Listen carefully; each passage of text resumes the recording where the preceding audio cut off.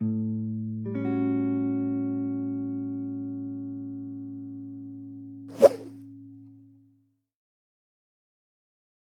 de la culture, bonjour. Aujourd'hui on va parler de, c'est dans le titre, graines de tomates et comment récolter ces graines de tomates.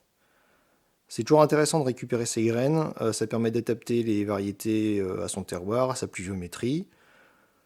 Ça évite aussi tous les ans d'acheter des plants et quand on a un peu de surface et qu'on souhaite quand même pas mal de plants, ça peut être un budget. Et donc être autonome sur ces graines, ça peut être intéressant. Alors il y a des graines qui sont plus ou moins simples à récupérer. Les premières graines qu'on peut tester si on veut essayer d'être un peu autonome en légumes, c'est de récupérer ces graines de tomates. Et donc dans cette vidéo, on va voir comment on fait. Allez, on se retrouve dehors. Deux mots sur les graines.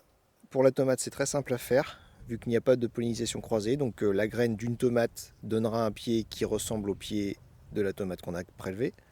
En gros, la fleur se pollinise toute seule et quasiment avant ouverture, donc il n'y a pas de risque que des insectes, ou peu de risque on va dire, que des insectes viennent mélanger les variétés. Le principe, c'est de récupérer une tomate.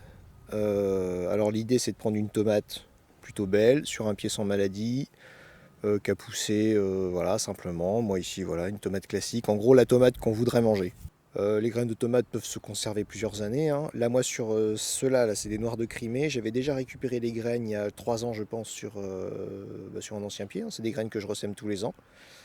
Et puis là, ça fait 3 ans, donc je me dis que je vais refaire mon stock de graines de noirs de Crimée. Donc je vais en prendre une.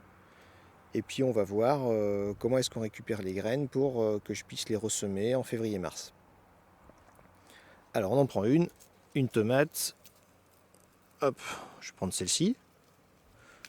Une belle tomate, une noire de Crimée, ça ressemble à une noire de Crimée. Et donc on va récupérer les graines de cette tomate. Alors ce que j'ai pas dit tout à l'heure, c'est qu'il faut bien sûr que la tomate soit d'une variété non hybride, variété paysanne, variété ancienne. Si la variété est hybride, ça veut dire que les graines ne seront pas fidèles du fruit de départ. Alors on coupe la tomate, on la coupe pas comme ça, hein. On la coupe comme ça pour avoir accès bien à toutes les graines. Voilà, il y a de quoi faire. Donc chaque graine peut donner un pied, hein, bien entendu. Alors on y va, on récupère. Ça se fait assez facilement, hein. Puis on n'est pas une ou deux graines près. Le reste de la tomate, on peut la manger, hein, pas de souci.